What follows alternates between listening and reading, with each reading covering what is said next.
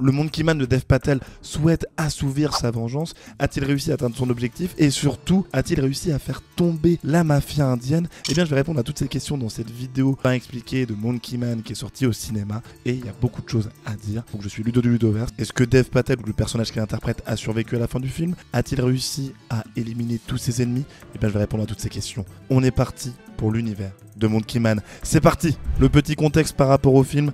Kid, le personnage interprété par Dev Patel, il s'appelle Kid. Il s'appelle Kid. On n'a pas donné son nom exact dans le film, mais voilà, il est référé comme étant, comme s'appelant Kid, soit enfant, donc je vais potentiellement l'appeler comme ça pendant le reste de la vidéo. Et donc Kid, c'est un jeune indien qui a pour particularité de faire des combats à main nue, directement dans une, pas dans une cage, mais dans une sorte de ring de boxe. Il se bat contre plein d'autres personnes et en fait, tous les combats sont, truqués. Il doit à chaque fois perdre, il se laisse battre, etc. Et donc au-delà de ça, ce personnage souhaite se venger de l'assassinat de sa mère, car en effet, il y a une mafia indienne qui agit tout simplement là où il habite, et donc qui contrôle la police, ainsi que tout un groupuscule religieux qui est dirigé donc par une autre personne, et toutes ces personnes-là ont fomenté l'assassinat de sa mère, qui est une pièce, pas une pièce rapportée, mais qui est un dommage collatéral nécessaire à l'avancée des projets du grand chef. Et la personne qui a assassiné directement la maman de Dev Patel, ou du moins du personnage qu'il interprète, eh bien c'est le chef de la police, prénommé Rana Singh. Voilà, je l'ai noté parce que les noms des persos, j'en ai retenu quasiment aucun, sauf que comme je vous l'ai dit, la police, elle est manipulée par un chef religieux appelé Baba Shakt, si je ne dis pas n'importe quoi, et voilà, il souhaite tout simplement manipuler les masses. Il les fait souffrir aussi par rapport à leurs différents objectifs de conquête et de mise en place de la religion, de la diffuser,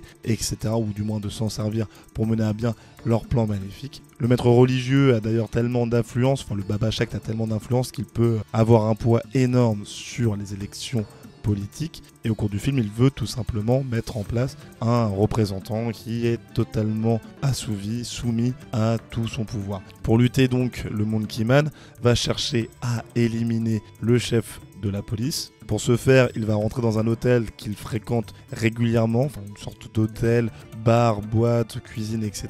extrêmement cher. Donc il arrive à s'insérer là-dedans, notre petit Dev Patel, et trouve un moyen de se retrouver face à face avec le chef de la police. On va donc répondre à la question, est-ce que Dev Patel arrive à se venger? Pour vous raconter un peu dans le détail, parce qu'on va s'intéresser bien entendu à la fin, mais un petit peu toujours d'habillage autour de tout ça, c'est que donc il se retrouve bel et bien face au chef de la police dans l'hôtel vers le milieu du film, et il l'affronte ainsi que d'autres hommes de main. Il n'arrive pas à l'éliminer sur le coup. Dev Patel est obligé de fuir car il est poursuivi désormais par toutes ces forces, tous ces hommes qui sont sous le pouvoir religieux représenté par Baba Shakt. Et à un moment, il se prend une balle de dos par une sorte de sniper. Il tombe dans l'eau. Il réussit à survivre car il est recueilli par une communauté un peu exclus de la société que cherche à mettre en place Baba Shakt par rapport à leur tendance, c'est-à-dire c'est un groupe de transgenres. Donc j'ai vu ça d'ailleurs en faisant mes petites recherches parce que c'était pas forcément des plus clairs dans le film, et ce groupe de transgenres s'appelle Hijra. Voilà, vous voulez tout savoir, le petit nom. Ce groupe soigne Dev Patel, et à leur contact, il commence à s'entraîner énormément pour pouvoir mener à bien sa vengeance, et en même temps réussit à faire la paix d'une certaine manière avec lui-même en prenant une sorte de drogue que lui a donné une des personnes, qu'on lui a donné au sein du groupe Hijra, qui lui permet de voir un peu, ça permet aussi au spectateur d'avoir un flashback, on voit un peu son histoire, etc., comment sa mère s'est fait assassiner, patati patata. Il a toujours cette vengeance en lui après avoir ingéré la drogue, mais il arrive plus à la canaliser, à la calmer, tandis que il comprend que c'est qu'au-delà de sa vengeance, qui est totalement égoïste, il représente une sorte d'icône et de symbole pour toutes les personnes qui se font manipuler, exploiter, tuer, etc. Après s'être bien entraîné, il part se battre un petit peu dans la cage dans laquelle il faisait ses combats illégaux, sauf que cette fois-ci, il est hors de question qu'il tombe au tapis dès le premier round, le troisième ou le quatrième, comme ça a été fixé. Donc il se bat contre différents adversaires qu'il met tous KO. Il y en a eu deux, je crois que c'était Vipère et Ours, si je ne dis pas n'importe quoi.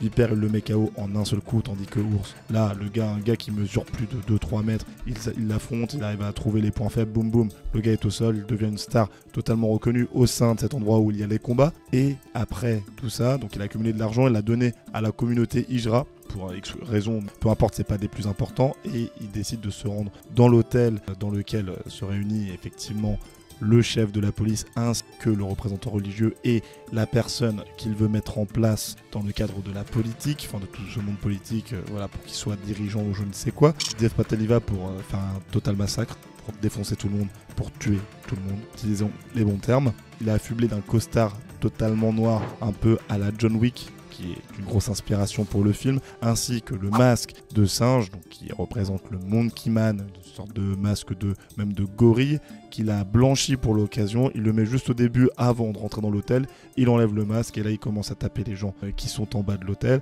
Il passe tous les étages, arrive jusqu'à l'endroit où il y a la petite conférence où il parle du chef religieux, du chef politique, voilà, et ensuite il se retrouve à affronter tous les hommes de main qui s'y trouvent en mode combat au corps à corps pour la grande majorité, grosse scène d'action, ça fait plaisir. Il arrive enfin face à face de nouveau avec le chef de la police. Après un affrontement tumultueux, un peu compliqué pour lui, il prend un talon d'une femme qui traînait, il décide de le frapper au sol avec, il le fait saigner, puis l'achève à base de coups de poing. Voilà, qui lui donne totalement dans le visage à fond. 1, 2, 3, 4, il enchaîne. Je pense qu'il est mort sur le coup, même si on n'a pas eu forcément d'indication, mais vu le nombre de coups qu'il lui a mis dans la tête, c'est sûr que le capitaine, selon moi, est décédé. Il monte encore d'un étage, se retrouve face au chef religieux Baba Sekat. Baba, comment t'appelles-tu? Baba Shakt. Heureusement que j'ai mes notes parce qu'il y a des noms qu'on n'arrive pas à retenir. Baba Shakt est en mode voilà, moi je vais me barrer, je fais ça pour les gens, patati patata. Il y a l'hélicoptère de Baba Shakt qui arrive et au moment où Dev Patel regarde l'hélicoptère par la fenêtre de l'hôtel, et dans ce dernier Baba Shakt commence à le planter avec une arme qu'il avait cachée dans sa main. Il le plante dans le ventre, tourne la lame, le fait extrêmement souffrir, en sort une deuxième pour l'achever et peut-être taper dans le cou, je ne sais où, sauf que notre bon Kid part le coup avec une main et de là il arrive à reprendre le dessus, se sert des armes de ce dernier pour le planter. Donc il plante le chef religieux Baba Shakt, il le plante,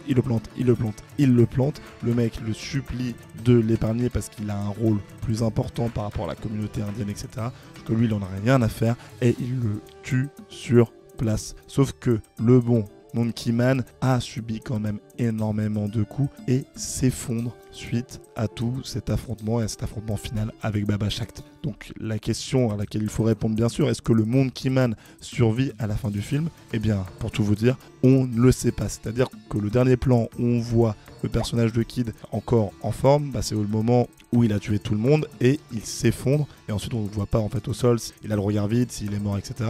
On peut supposer qu'il va potentiellement tenir parce que le générique de fin, il n'y a pas de scène post-générique d'ailleurs, je tiens à le préciser, mais vu qu'on ne le voit pas décédé, on peut se dire qu'il va encore revenir si le film est un réel succès. Tout dépend encore une fois de ses résultats au box-office. Pour l'instant c'est considéré comme un succès parce qu'il était, le budget est entre 10 millions de dollars et 15 millions si je ne dis pas n'importe quoi, et là il a rapporté actuellement 22 millions au moment où je tourne cette vidéo. Normalement il faut faire 2 fois le prix du budget pour pouvoir être rentable et là c'est totalement fait, sachant qu'il vient tout juste de sortir en France alors qu'il était sorti il y a quelques temps déjà aux États-Unis. Donc a priori on peut avoir un green light, que tous les feux soient verts pour une suite, mais vu qu'il n'y a pas eu d'annonce officielle, mieux vaut ne pas s'avancer. Donc on va répondre quand même à la question, est-ce qu'il va y avoir une suite à Monkey Man? Va-t-il y avoir un Monkey Man 2? Et que va-t-il se passer dans ce potentiel film? En fait il y a encore pas mal de choses à raconter, c'est-à-dire qu'il existe toujours des inégalités au sein du pays qu'est l'Inde. Lui il lutte contre ça et c'est un représentant pour faire tomber